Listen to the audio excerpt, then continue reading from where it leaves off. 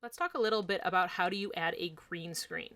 So remember that green screens are only green because if you look at the color wheel, it is the exact opposite of human flesh tone. So using green and blue is the least likely colors to have your skin tone start to disappear as well.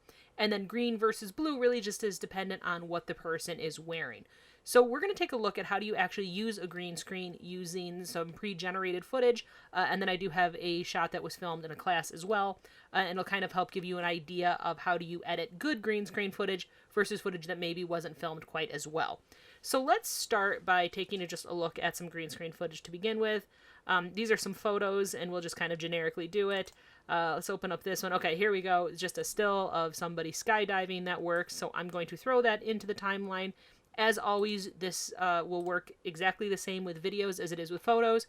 Just right now we're using photographs because that's what I have at the moment. Let's find a background to put him on. So I'm going to assume that's what we have. Is there... Oh, there's a sky right there. So then we're going to do a sky background. We're going to look at it, and that's obviously tiny, so let's make this full screen. Okay, so the way a green screen filter works is you're basically telling the computer to eliminate a color. So remember, you can eliminate any color on here. We could eliminate the red in his book bag. We could eliminate the black in his shirt. We're just going to tell it to eliminate one of the colors so that we can see through it to the background behind it. So that means the order in which you put your layers is important. So for example, we need to put our green screen above the background itself. So that's going to be the background. It has to sit in the track below it and just layer it on top. Now all we have to do is add the filter.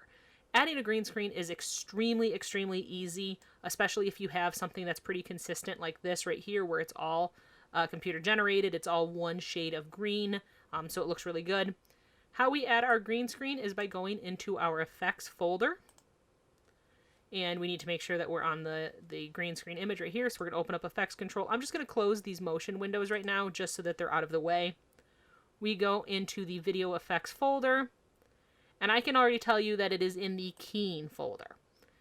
I'm going to open this up. Now, if you look through here right now, there isn't anything actually called green screen filter. Some computers will have a filter called this. Earlier versions of Premiere will actually have one called green screen filter. You can also use one called chroma keyer. There's a couple of different ones on here. It really just kind of depends on the software that you're using. But the best one to use, if you have access to it, is this one right here called the Ultra Key. So again, if you're using a different set of software, you might just have to Google what's the name of the green screen filter, and it'll tell you. So we're going to take this filter right here, the Ultra Key, and remember, we need to add it on the green screen, not the background. So we drop it right there. There it is. This is the easiest thing in the world to do. All we have to do is tell it what color to get rid of, and we're going to do that. You could manually go in and pick the green, but that would be absurd. Instead, we're just going to use our eyedropper. And we just click on the green image. Boom, it got rid of it. That's it. That is a green screen right there. That's literally all it is. It's going to take care of it, and it's going to show you whatever the background is. If we took that background out, we could go in and put another background in. So you see now it's just black. We could put a forest behind him if we wanted to. That is not a full-size forest, so let's make that a little bigger. That obviously makes no sense, but that is something you can do. Let's go ahead and take this forest. Let's take, what else do I have? Okay, here's one where it's a digitally created Slenderman, and oh, he jumps forward. Terrifying, right? So we're going to take that, I'm going to drop it in. This obviously has to be full screen, because when it cuts to this close-up, he's just going to be a floating head, so we need to actually put it so that he's on the bottom of the screen so that we don't see it. That works. Let's go into our effects folder, click over to effects, make sure we're on the right one, drop the Ultra Key on it. There it is. Click the color, and it's gone. You also then could go into your opacity on this. So I'm going to open up my opacity, and I'm going to pull it down halfway. And look, now we have a semi-transparent. And as silly as it is, that is how they do half of those fake ghost videos you see online. In fact, my daughter the other day got really scared. She thinks there's ghosts in our backyard right now. So I told her, and she saw something on like a Ghost Hunters TV show, and I showed her how easy it was to make ghost footage. I literally took a video of my daughter. I cut her out using the opacity crop tool and just threw her in a picture. I found a stock photo of a cemetery and just threw this opacity filter on it and like showed her. It took me 4.5 minutes to make one of those internet videos of her as a ghost. Super easy to do this. Let's say though that you don't have perfect footage and you need to do a little bit more with your green screen. So for example, this is some footage that was filmed in the field class a few semesters ago. I'm just going to take a small piece of it for a vlog assignment that we did. And it's okay, but the problem is that the light was too close to the green screen right here, so it creates these shadows over here, and anytime your backdrop is inconsistent, you're going to have a little bit of a hard time applying the filter to it. So we're going to have to go in and actually tweak it a little bit now. So I'm going to go in and I'm going to put his vlog footage right there. Let's put him on a brick wall. Sure, if that works. That's only like a second long, so let's make that quite a bit longer. And, okay. So now we're going to apply the green screen to this. So we're going to go back into our effects. We're going to open up our control, make sure it's the right one. There it is. Add the Ultra key. Now we're going to have to do a little bit more work to make this look good. It's not going to look perfect necessarily because it's just not filmed super well. I'm going to make another video specifically for the video field class, but I'll upload it to the post class as well, just giving some tips about how you film green screens properly. But the biggest thing is you want to make sure that your light is consistent on both sides, that you're avoiding shadows, and you want to make sure it's well lit. A green screen that is poorly lit, you won't be able to salvage. It's just not going to look good no matter what you do. So this is salvageable, but it might not look perfect, but we'll see. So we need to pick our color. Now, because we have some inconsistencies in the green, it's lighter over here, it's darker over here, you now have to make a choice. Which green do you pick? There's kind of two schools of thoughts on this. In our footage, they're both going to end up being about the same color. The first way to think about it is you want to pick the average. Don't pick the lightest area, don't pick the darkest area, pick somewhere roughly in between. The other thing to think about is maybe pick what's closest to the face, because that's what you want to look the cleanest.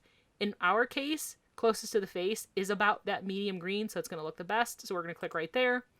There we go, but you see how it's so shadowed over here, and you're going to see it even more when it plays. See how fuzzy that is? We're definitely going to want to improve that. Again, I'm just going to make it a little bit longer. So how we can clean this up. First thing to do is let's go over to where it says output. Right now it's composite, which means the finished.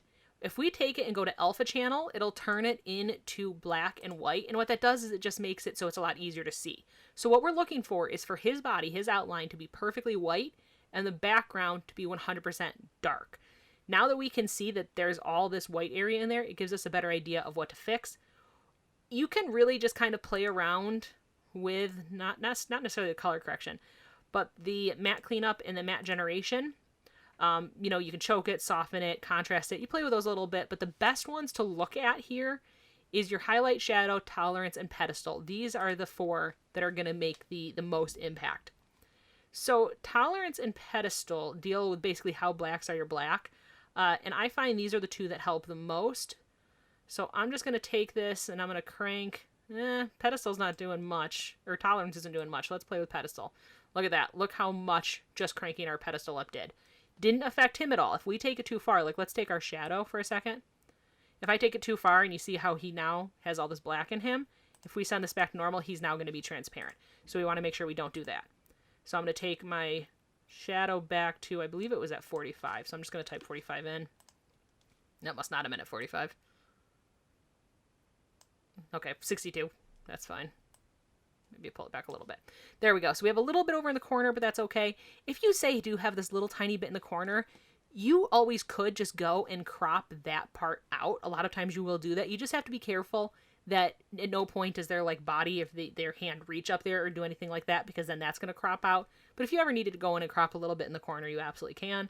That already looks pretty decent. So if we put it back to composite, that's pretty tight. That is not too bad at all. And you can see right now it's stuttering a little bit. That's because it wants to be rendered. But overall, that's really not terrible at all. I'm just going to make this full screen so we can look at a little bit better. You know what? I'm not really seeing any green fuzz around him. I will fully admit short hair, and because he's wearing a hat, makes it a little easier. Long hair is a little bit tougher because you tend to get the flecks of light through their hair, so it's a little bit tougher to edit. That's really tight though. I'm actually really happy with the way that turned out. So that's really all it is just lining up your green screen on top, your background underneath. Throw on the Ultra key, switch from composite over to alpha channel if you need to. Make sure he's fully white, the background is fully dark. Fiddle with these numbers a little bit. Pedestal is your best bet until you get something that looks halfway decent.